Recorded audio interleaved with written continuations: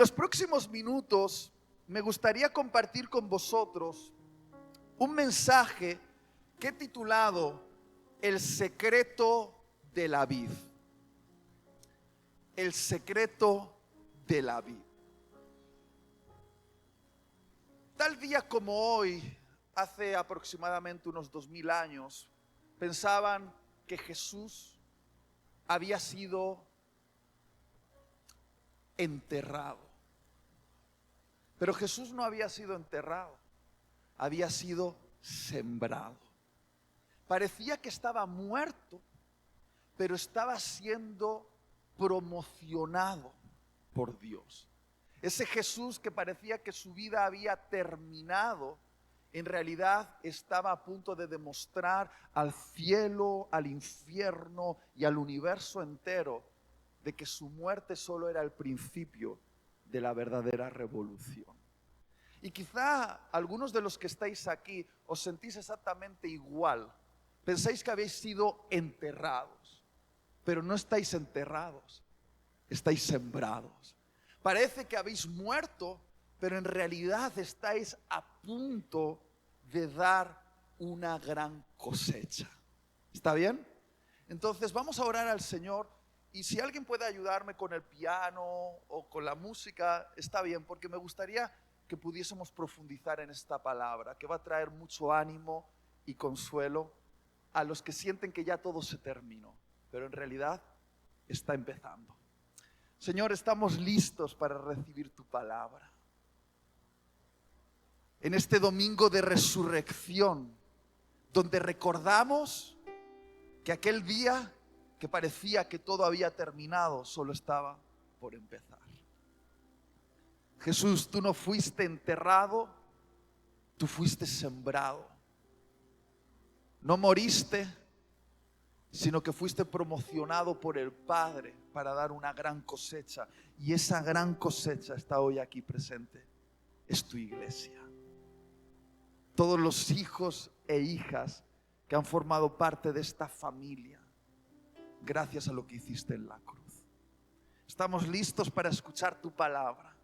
Nos abrimos con expectación en este domingo de resurrección, para que todos aquellos que nos sentimos muertos de alguna manera, hoy podamos unirnos a ti en una resurrección victoriosa. En el nombre de Jesús, amén. En esa última cena que Jesús tuvo con sus discípulos, imagino que Jesús tenía el corazón desgarrado. Había pasado 3 años con aquellos hombres en los cuales había invertido toda su sabiduría, todo su conocimiento y todo su amor. Eran sus amigos. Y en unas horas iba a ser traicionado por uno de ellos, entregado como si fuese un ladrón, cuando él nunca había robado a nadie. Él se había entregado a hacer el bien, sanar enfermos, liberar cautivos, dar esperanza a los desesperanzados. Pero Jesús sabía que esa noche era la última noche. Iba a enfrentarse al desafío más grande que jamás ser humano ha enfrentado. Iba a enfrentarse a la cruz y a todo lo que esa cruz significaba. Imagino que Jesús tenía el corazón desgarrado, lágrimas en sus ojos, la voz entrecortada, aprovechando cada momento con aquellos discípulos a los que tanto amaba. Yo he estado varias veces en Jerusalén, concretamente he estado unas 5 veces, y más o menos los historiadores saben más o menos el camino que Jesús tuvo que recorrer entre aquel lugar donde se desarrolló la última cena con sus discípulos y el huerto de Getsemaní. Jesús muy probablemente tuvo que pasar por la ladera del monte Sión, sobre la ladera en la que estaba construido el templo. Yo he estado varias veces allí y lo he visto con mis ojos, y todavía hay señales de que por esa ladera había huertos, probablemente viñedos, se cultivaban vides. Y probablemente Jesús aquella última noche, una noche húmeda, pasó por aquellos viñedos juntamente con sus discípulos rumbo a Getsemaní. Y quizás rozándose con alguna de esas vides húmedas, Jesús dedicó la última parábola a sus discípulos. Y querido, querida, cuando uno sabe que va a morir, cuando uno sabe que es una despedida, no malgasta palabras. Por eso lo que vamos a leer ahora, una de las últimas palabras de Jesús a sus discípulos, la última parábola de Jesús a sus discípulos. Quiero que la escuches con ese sentido de importancia.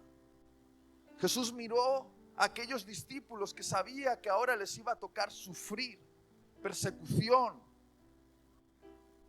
cárceles, incluso martirio, y les dijo estas palabras. Evangelio de Juan, capítulo 15, versículo 1 al 8. Yo soy la vid verdadera y mi Padre es el labrador. Todo pámpano que en mí no lleva fruto, lo quitará. Y todo aquel que lleva fruto, lo limpiará. Otras traducciones dicen, lo podará, para que lleve más fruto. Ya vosotros estáis limpios por la palabra que os he hablado. Permaneced en mí y yo en vosotros. Como el pámpano no puede llevar fruto por sí mismo si no permanece en la vid, así tampoco vosotros si no permanecéis en mí. Yo soy la vid y vosotros los pámpanos. El que permanece en mí y yo en él, este lleva mucho fruto, porque separados de mí nada podéis hacer. El que en mí no permanece será echado fuera como pámpano y se secará, y los recogen y los echan en el fuego y arden. Si permanecéis en mí y mis palabras permanecen en vosotros, pedid todo lo que queréis y os será hecho. En esto es glorificado mi Padre, en que llevéis mucho fruto. ¿Cuánto? Mucho fruto. Y seáis así mis discípulos. Por favor, préstame toda la atención que te sea posible en los próximos minutos. Esta última parábola de Jesús es un poquito difícil de entender para mi generación. La generación mercadona. Esa generación que ha creído que la fruta crece en los cajones del supermercado. Uno quiere comer una manzana, unas fresas, unas uvas y no se va al campo a buscarla a un árbol, se va a un supermercado. Y de alguna manera crecemos con la idea de que la fruta crece ahí espontáneamente en los supermercados. Pero para aquellos que saben un poquito de campo, saben que la fruta es producto de un proceso mucho más complejo. Y Jesús utilizaba muchas metáforas del campo para explicar verdades profundas. Y espero que hoy, a pesar de que no estamos muy conectados con el campo, podamos entender la profundidad de esta metáfora. Jesús dice que Él es la vid. Pónmelo en la pantalla, por favor. La vid es el tronco principal del viñedo. Este tronco, a través del cual fluye la vida, fluye la savia. Y Jesús dice de sí mismo que Él es la vid, es decir, el tronco principal a través del cual fluye la vida. Y luego dice que tú y yo, sus discípulos, somos los pámpanos. También se llaman sarmientos, que son las ramitas que están conectadas a la vid. Y son las ramitas a través de las cuales brota el fruto, brotan las uvas.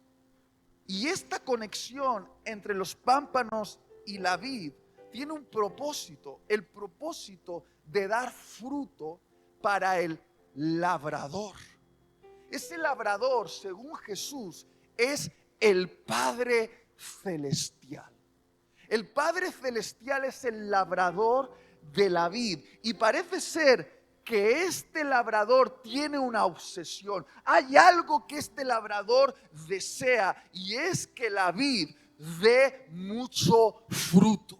Es una obsesión del labrador divino. Quiere que su viña produzca mucho fruto. De hecho, Jesús es tan enfático con esto que dice que la prueba, escucha esto, la prueba de que somos realmente sus discípulos es que damos fruto. Es decir, si realmente somos un discípulo de Jesús, tenemos que dar fruto para el labrador divino. Y añade que la gloria que recibe el labrador divino es proporcional al fruto que produce su viñedo. Cuanto más fruto, más gloria se lleva el labrador divino. Y se ha hablado mucho, escucha esto, se ha hablado mucho acerca del significado del fruto. Muchas veces se ha pensado que fruto tiene que ver con números. A veces se ha hablado de frutos como personas que están en una congregación o éxito en un proyecto, pero el contexto bíblico del fruto es otra cosa. Escucha esto. Fruto, en definición, es la vida de la vid siendo manifestada a través de los pámpanos. Lo voy a volver a decir. El fruto de la vid es la vida de la vid siendo manifestada a través de los pámpanos. Es decir, el fruto es la manifestación de la esencia de la vid. Cada uva es la manifestación de la esencia de la vid. Es decir, la uva lleva la genética de la vid. De hecho, tiene una semilla con el potencial de reproducir más vides. Es decir, el fruto es la esencia del árbol. Por esa razón la Biblia una y otra vez siempre dice que cada árbol da un tipo de fruto y el fruto determina el árbol. Por lo tanto, el fruto de la vid es la esencia de la vid, su semilla, su ADN, su genética manifestada en los pámpanos. Y si la vid es Jesús y nosotros somos los pámpanos, el fruto es la manifestación de la vida de Jesús en nosotros y a través de nosotros. Es decir, fruto en el contexto de esta parábola es la manifestación de Cristo en nosotros. Si nosotros somos los pámpanos y Jesús es la vid y el fruto es la manifestación de la vid, quiere decir que el fruto en un discípulo es manifestar a Cristo. Es la manifestación de la esencia, del carácter, de la genética de Cristo en nosotros. Fruto no es tanto algo que haces como es algo que eres. Por eso cuando Pablo habla del fruto en el cristiano, dice que es amor, gozo, paz, paciencia, amabilidad, bondad, fidelidad, humildad, dominio propio. Habla de carácter. Habla de un tipo de vida en nosotros. Habla de Cristo en ti, siendo manifestado. La imagen de Jesús en ti y a través de ti es el fruto. No es tanto algo que haces como es algo que eres. Y el labrador divino está muy obsesionado porque tú y yo manifestemos a Cristo en nosotros, que tengamos evidencias del fruto, del carácter de Jesús en nosotros, que cuando alguien te mire a ti diga, wow, se parece a Jesús.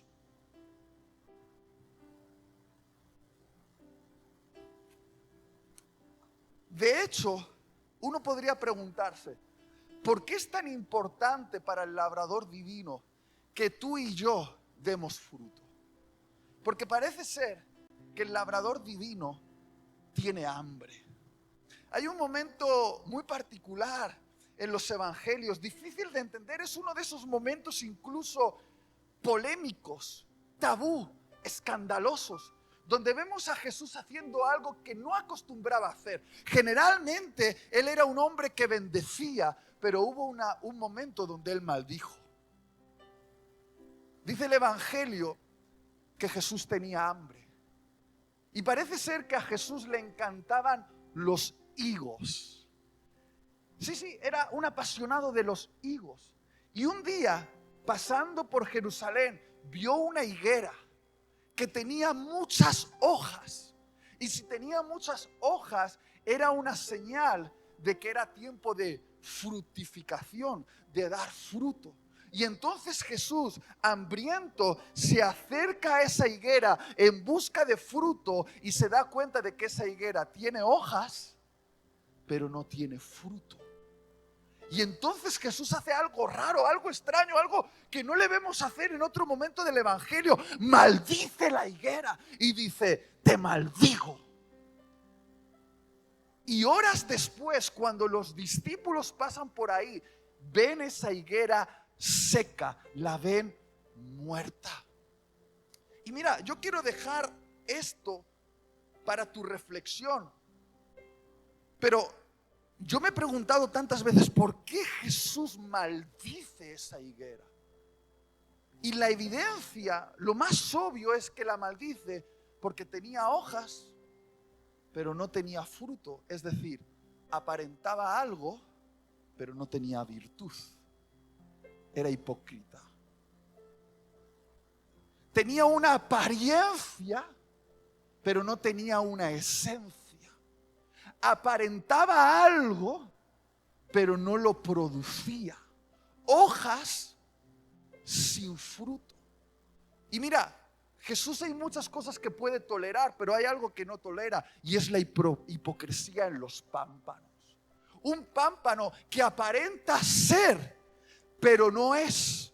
Que tiene hojas, pero no da fruto. Que tiene la apariencia, se viste como discípulo, habla como discípulo, actúa como discípulo, pero que en realidad no es discípulo, no está unido a la vid.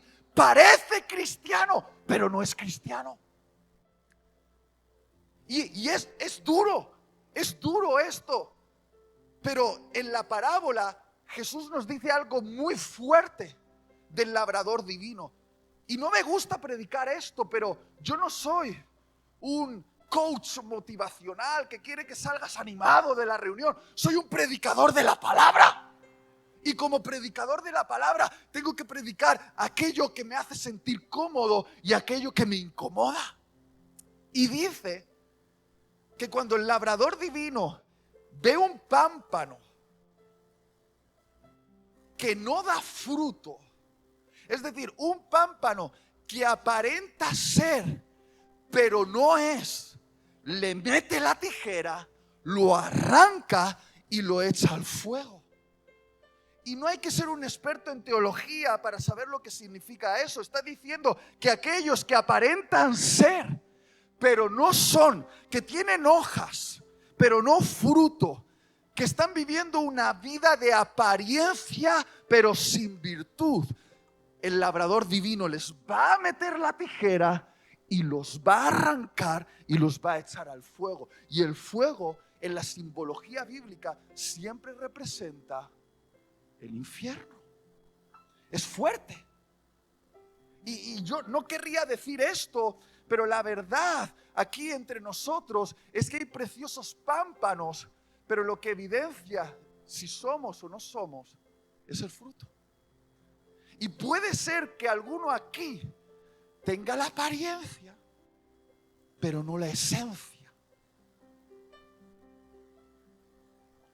Y hasta aquí, querido Jonathan, más o menos podría soportar, ¿no? Entiendo que si una persona aparenta ser algo que no es, que el labrador divino le meta la tijera y lo eche al fuego. Puedo soportar más o menos esto, pero hay otra cosa en esta parábola que ha sido un escándalo para mí. Y es que dice la parábola que cuando el labrador divino ve un pámpano, escucha esto, ve un pámpano que sí da fruto, es decir, un pámpano que verdaderamente es un pámpano que lleva la esencia. Cuando el labrador divino ve un pámpano fructífero, también le mete la tijera.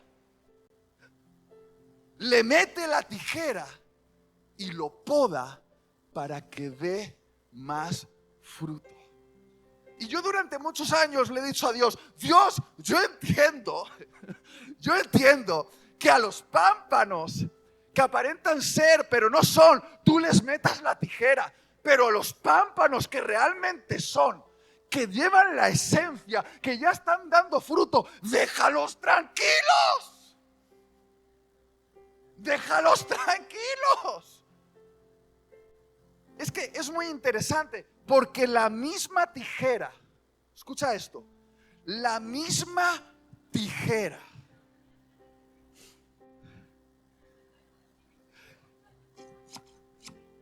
hoy va a haber un llamado muy simbólico. La misma tijera que el labrador usa para cortar y desechar es la misma tijera que el labrador usa para podar y liberar el potencial retenido.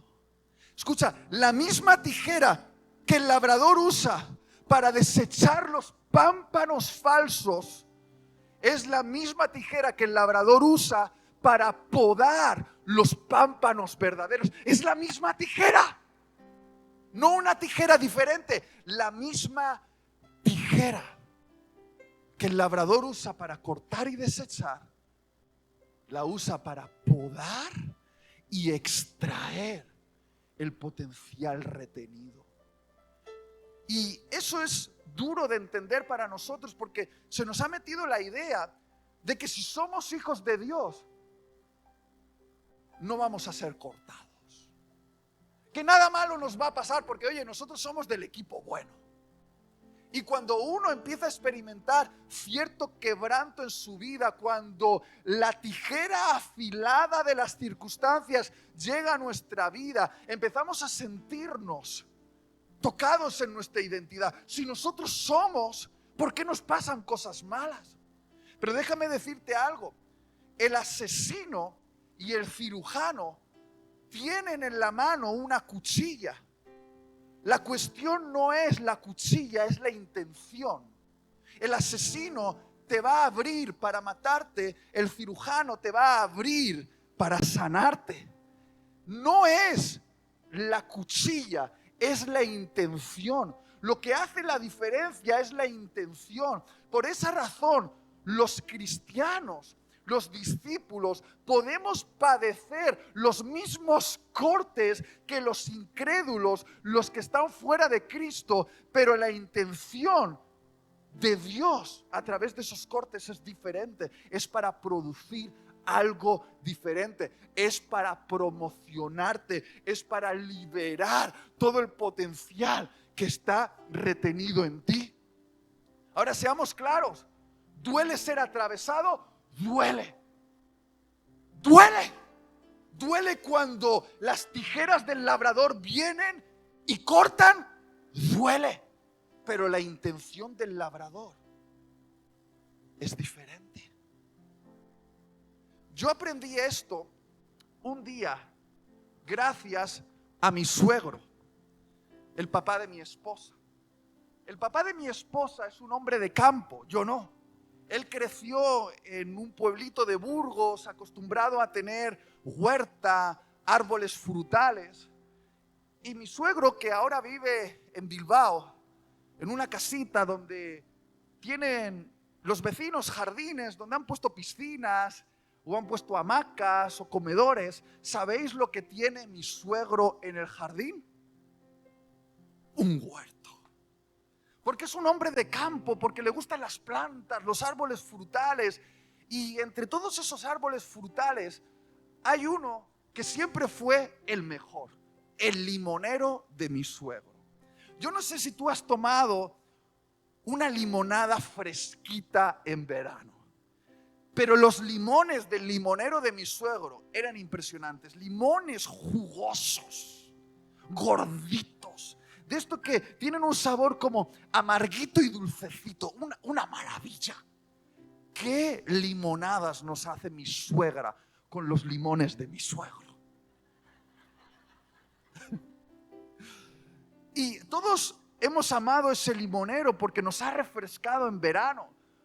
Y un invierno yo fui a la casa de mi suegro y le pregunté a mi suegra: ¿dónde está el suegro? Y dijo: está ahí en el jardín, está haciendo sus cosas. Y de repente veo a mi suegro atentando en contra del limonero, metiéndole la tijera como si se hubiese vuelto loco, cortando ramas y ramas y ramas. Y yo le veo y le digo: ¡suegro! ¿Qué estás haciendo? ¡Lo estás matando! Y él, como si no me oyese, seguía cortando ramas y ramas del limonero, pero eran ramas grandes, ramas que tenían un montón de hojas, y él las cortaba y yo veía cómo caían al suelo y yo decía: suegro, detente, suegro, por favor, detente, es nuestro limonero. Y él seguía cortando y en un momento me ve y me dice: cállate, ignorante millennial. No entiendes nada. No estoy matando el limonero. Estoy extrayendo todo el potencial que está retenido en él. No lo estoy desechando, lo estoy promocionando en este invierno para que en verano dé mucho más fruto. Y yo digo: no, suegro, lo estás matando, lo estás dejando pelado. Y me dice: no lo entiendes. Este es el mejor árbol de mi jardín. Este es el árbol que más amo. Este es mi árbol favorito del huerto. Y yo le digo: pues si a eso haces con tus mejores árboles, ¿qué harás con los demás? Y entonces entendí el misterio de la poda. Mi suegro me explicó que la poda es el mecanismo que el labrador usa para convertir un árbol salvaje en un árbol fructífero. Los árboles, cuando no tienen labradores, cuando no tienen jardineros, crecen de manera salvaje, muchas ramas, muchas hojas. Pero para extraer todo el potencial de un árbol necesitas una mente maestra, necesitas la mente del labrador. Por eso, cuando Dios plantó un huerto en el Edén con muchos árboles, puso ahí dos labradores llamados Adán y Eva, que tenían la encomienda de hacer fructificar ese huerto, ese jardín. ¿Por qué? Porque cuando un jardín lo dejas de manera salvaje, lo dejas que crezca, pero sin ningún tipo de control, sí, va a tener mucho follaje, muchas ramas, muchas hojas, pero no se extrae todo el potencial. La poda es la manera en la cual el labrador extrae el potencial retenido de un árbol, lo hace más fructífero. Escucha esto. Mi suegro me explicó que la poda generalmente se ha de producir en una temporada del año. Habitualmente es en otoño o en invierno. Y todos disfrutamos de los árboles en primavera y verano porque los vemos fructificando, pero el fruto de primavera y verano está ligado con lo que ocurrió en otoño y invierno. Para un árbol, todas las estaciones son importantes, todas las temporadas son importantes para que pueda ser fructífero. Mi suegro me explicó que el labrador corta las ramas que sobran, que están absorbiendo los nutrientes esenciales de ese árbol y son un desperdicio de energía. Así, cuando corta esas ramas que aparentan mucho, que son como muy grandes, muy pomposas, llenas de hojas, pero que absorben la energía del árbol para dar fruto, redirige esa energía a las ramas principales para que puedan dar más y mejor fruto. Y sí, parece que el labrador está matando al árbol, parece que lo está eliminando, pero en realidad no lo está matando. lo está potenciando para que dé más fruto. No lo está eliminando, lo está promocionando al siguiente nivel de fructificación. Le está eliminando todas aquellas ramas que le quitan la energía para dar más y mejor fruto. ¿Y cómo queda un árbol en invierno después de ser podado? Da pena. Está horrible.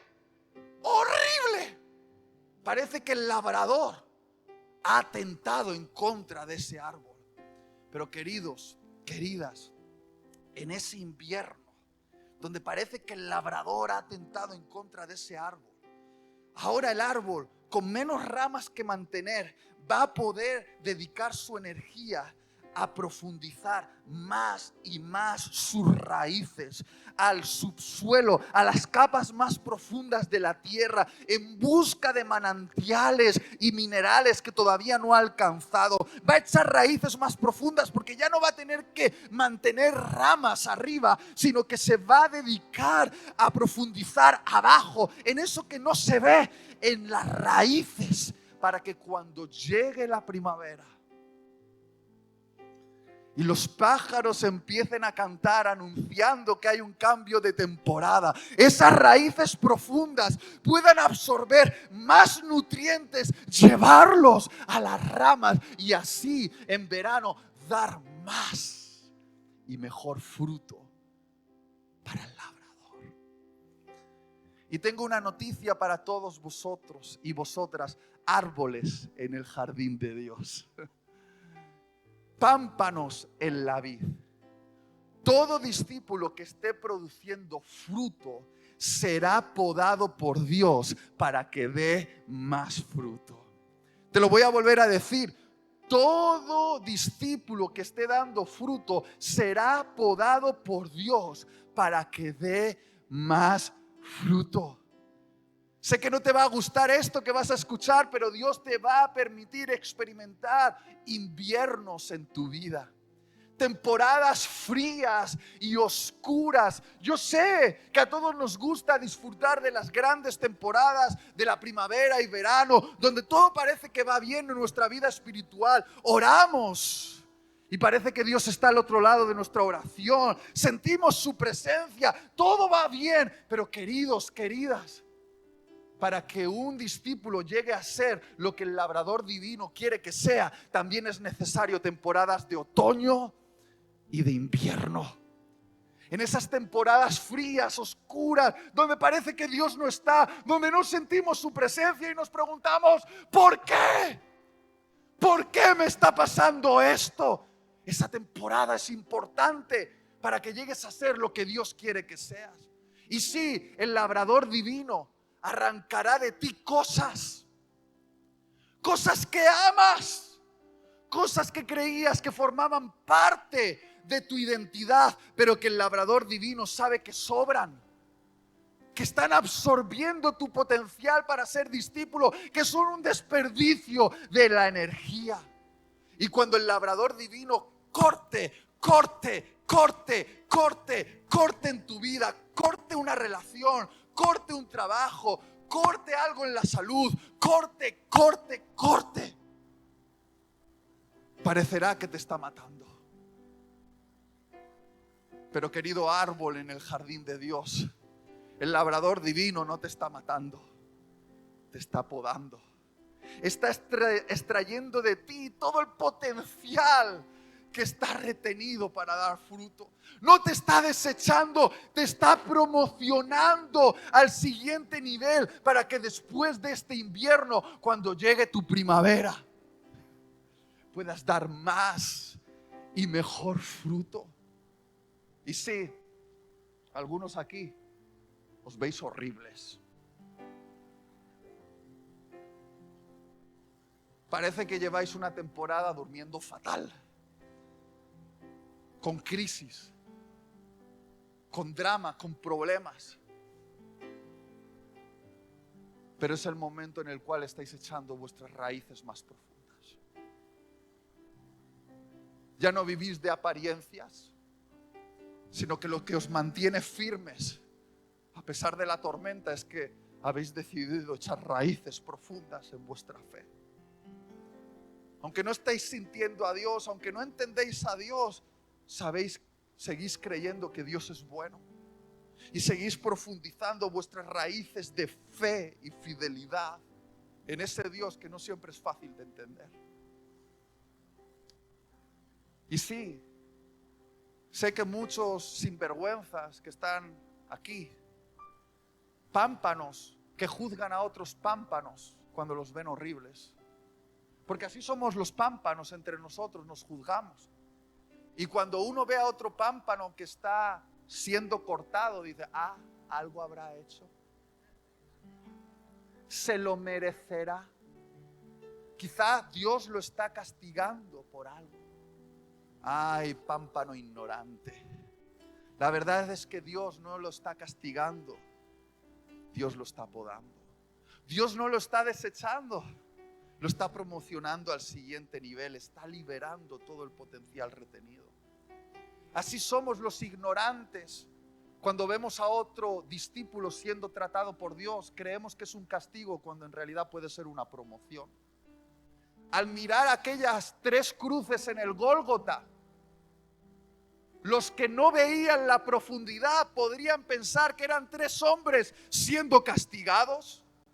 Eran las mismas 3 cruces, hechas en la misma carpintería, las mismas 3 cruces para matar, para sentenciar. Y al mirar el Gólgota y a esos 3 hombres en el Gólgota, los ignorantes podrían pensar que eran 3 hombres siendo castigados. Pero para aquellos que hemos entendido lo que allí estaba ocurriendo, 2 hombres estaban siendo castigados, pero uno de ellos estaba siendo promocionado. Se iba a convertir en el Rey de Reyes y el Señor de Señores. El Padre estaba liberando de él todo el potencial retenido, lo estaba preparando para una gran cosecha. Y esa cruz que estaba matando a 2 hombres, en Jesús estaba liberando la gran cosecha que hoy vemos aquí. Tú y yo somos la consecuencia de esa poda que el Padre hizo en su Hijo Jesucristo. Por eso no juzgues cuando veas que un discípulo está sufriendo, está pasando por alguna enfermedad o alguna crisis, porque quizá Dios no lo está castigando, sino todo lo contrario, lo está promocionando. Y si tú eres uno de estos que siente que Dios lo está cortando, tengo una noticia para ti. Eres el árbol favorito de Dios. Eres el árbol que Él ama en su jardín. Eres el árbol que le da buen fruto, pero Él quiere que des mucho, mucho, mucho más fruto. Queridos, cuando Dios está podándote, lo que está mostrándote es su amor. ¿Por qué? Porque está haciendo una inversión personal en ti. Está dedicando tiempo, te está dedicando esfuerzo, cortando cosas. Y sí, los cortes duelen. Cuando Dios corta una relación duele. Cuando Dios corta un trabajo duele. Cuando Dios corta nuestra salud duele. Crisis, quebrantos, sufrimientos son cortes divinos. Pero Dios está haciendo algo. ¿Cuántos aquí se han dado cuenta con el tiempo? Porque cuando estás siendo cortado no lo entiendes, pero años después miras hacia atrás y te das cuenta de que esos cortes produjeron algo hermoso en ti. En el momento en el que Dios cortó esa relación de noviazgo, era la persona que amabas, ese chico, esa chica, pero era tóxico, te estaba robando el potencial para ser un discípulo de Cristo, te estaba alejando de Dios. Y cuando Dios te lo arranca, pasas noches llorando. ¿Por qué Dios? ¿Por qué se ha ido? Pero con el tiempo, años después, ahora tú, casado con un esposo, una esposa que te ama y que juntos dais un fruto abundante para Dios, miras hacia atrás y dices: gracias Dios por haberme arrancado ese bicho. cucaracha. Solo nos damos cuenta del amor divino arrancando cosas de nosotros con el tiempo. ¿Cuántos han llorado por perder un trabajo y años después han dicho, fue lo mejor que me podía haber pasado? Incluso algunos que han experimentado una enfermedad, años después dicen, aunque dolió, pasar por esa enfermedad me hizo tener una relación más profunda con Dios y una mayor sabiduría. Cuando miramos nuestra vida con perspectiva, entonces entendemos el motivo. ¿Y sabes cuál es el motivo? El amor. Porque, querido Jonathan, yo sé que vuestra familia ha experimentado podas y todavía os quedan unas cuantas porque sois el árbol favorito de Dios, el árbol que Él más ama, el árbol con potencial, y entonces os tiene que meter la tijera. ¿Sabes lo que me tranquiliza cada vez que estoy sintiendo esos cortes que duelen? Que Jesús dice en esa parábola que quien tiene en sus manos esas tijeras no solo es un labrador, sino que es un padre. Dice, el padre es el labrador. Y antes que labrador, es padre. Y un padre cuida, protege y preserva. Pero fíjate lo que dice acerca del amor de los padres. Hebreos 12, 6 y 11. Ponlo en la pantalla. Dice, porque el Señor al que ama, ¿qué hace? Disciplina. Y, esto os va a encantar, ¿qué hace? Azota. Azota a todo el que recibe por hijo. Mira, en una generación de cristal, donde parece que no se puede disciplinar a los hijos, mensajes como estos son muy contraculturales, pero quizá por eso tenemos una generación de hijos que avergüenzan a sus padres, porque sus padres no los han azotado. Bueno, que eso ya lo explique Jonathan después. Versículo 11, dice, versículo 11 que dice, es verdad que ninguna disciplina al presente parece ser causa de gozo, sino de tristeza. Pero después da, ¿qué da? Después da, el hijo que es disciplinado por su padre da fruto apacible de justicia a los que en ella han sido ejercitados. Escucha, la Biblia dice que el padre que ama disciplina. Y si Dios es un padre que nos ama, nos disciplina. La pregunta esta mañana es, bueno, ¿Dios no podría evitarnos el dolor de la disciplina? Y la respuesta es, sí, podría evitárnoslo, pero sería una evidencia de que Él no nos ama. Porque si nos evita el dolor de la disciplina, no nos está amando. Porque, ¿qué prefieres tú? Un padre que está emocionalmente involucrado con su hijo y que para corregir su mal carácter lo disciplina, o un padre que está alejado emocionalmente de su hijo, que es un borracho, un bebedor, un padre ausente, que nunca disciplina a su hijo. Escucha, dos padres, uno presente que disciplina, otro ausente que no disciplina. El primero se ha llevado algunos azotes, el segundo nunca se ha llevado un azote. Pero ¿qué padre prefieres tú? El padre que estuvo ahí. Porque el que no estuvo, aunque nunca disciplinó, incluso de vez en cuando, una vez al año, después de sus borracheras o haber abandonado a tu mamá, trae un regalito para hacerse el buen padre.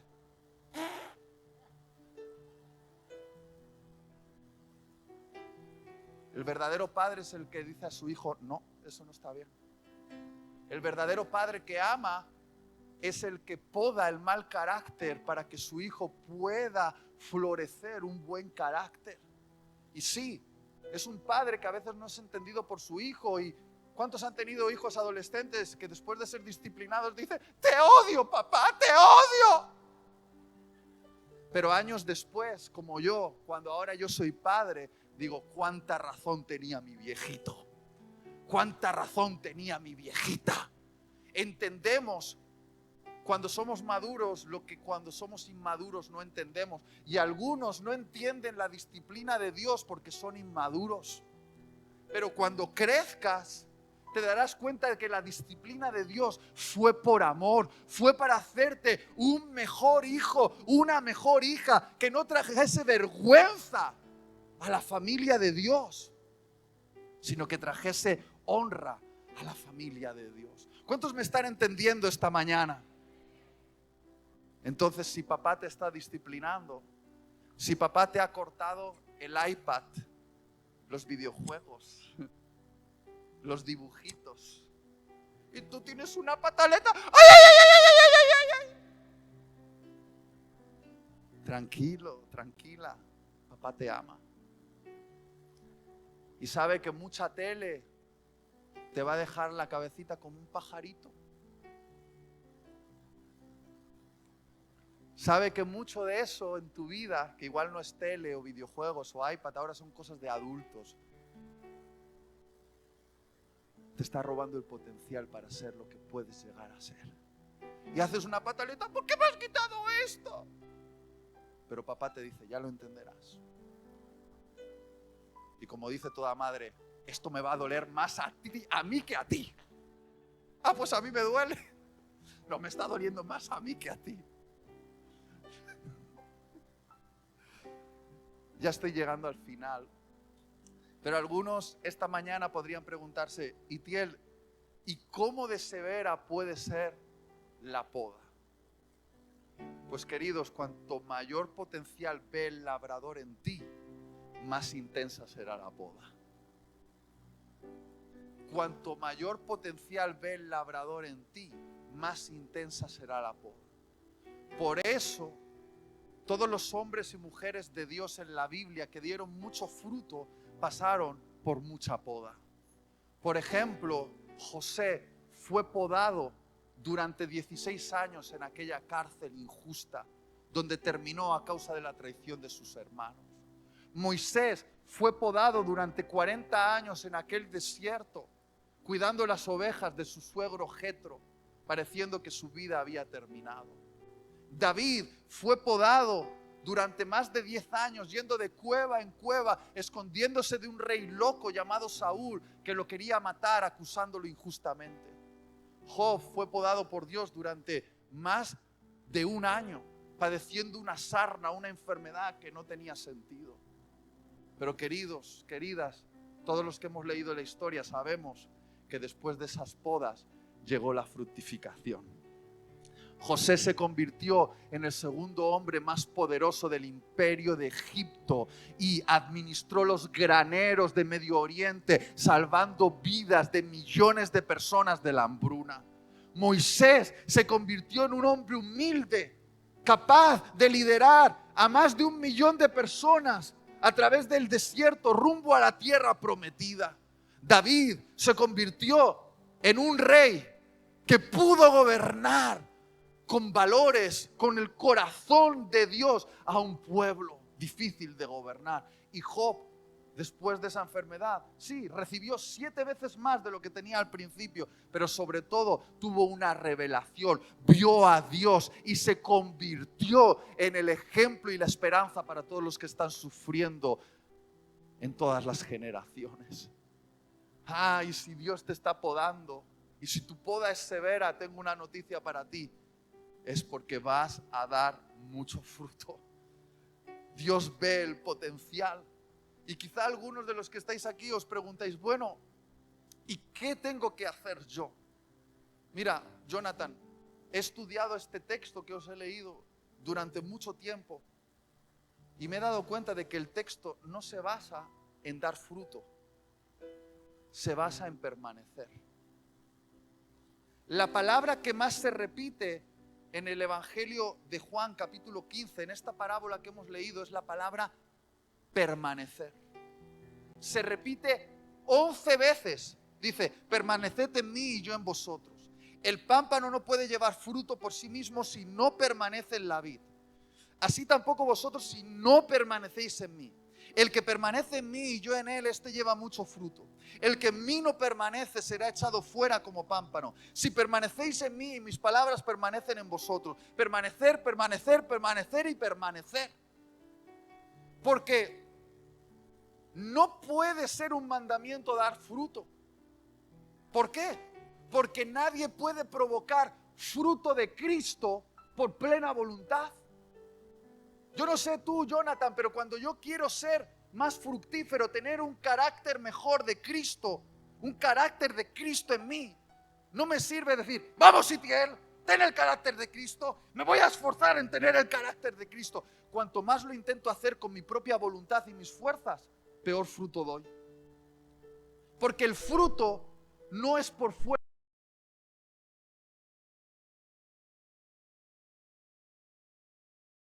de la vid.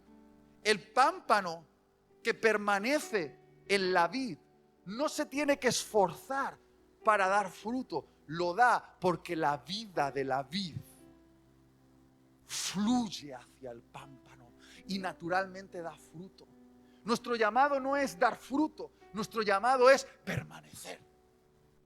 Y yo sé que cuando ves al labrador divino viniendo con las tijeras, quieres huir.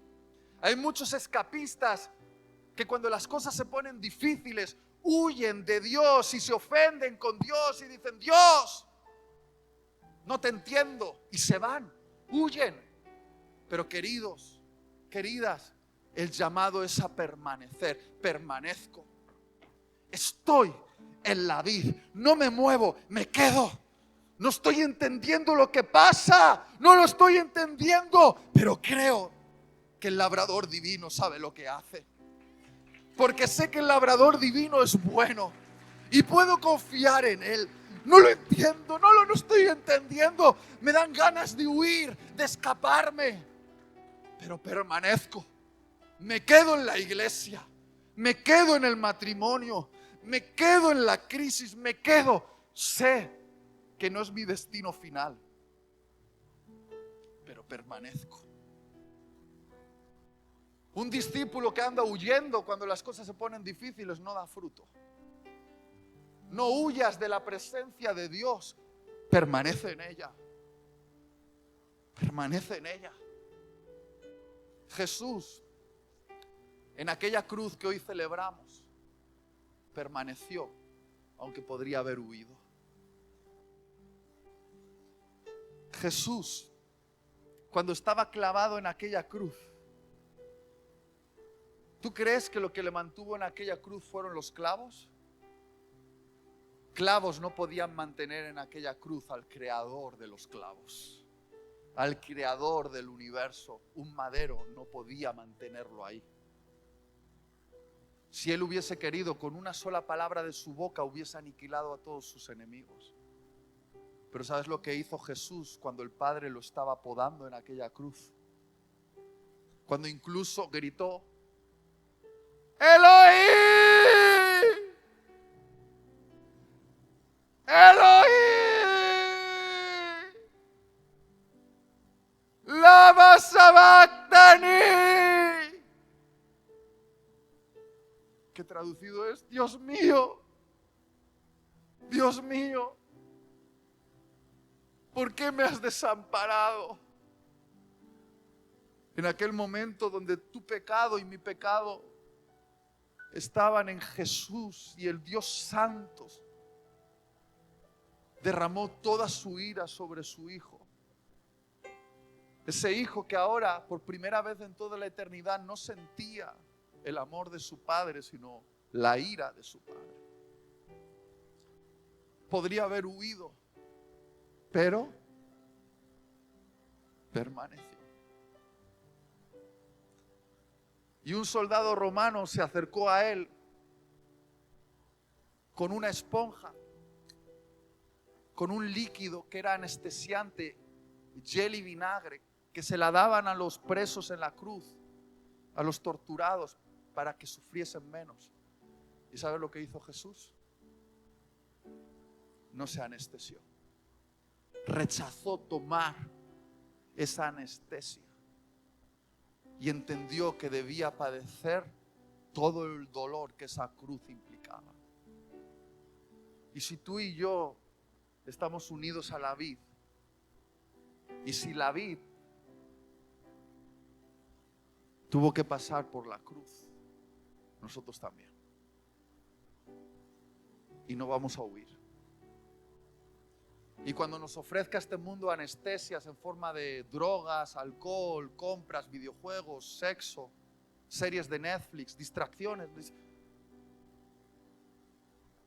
no me voy a distraer, no me voy a anestesiar. Este es el dolor que el Padre quiere que yo padezca. El labrador sabe lo que hace. Quizá ahora me veas arruinado. Parece que estoy a punto de morir. Pero querido, querida, no estoy arruinado. Estoy siendo promocionado. No voy a morir.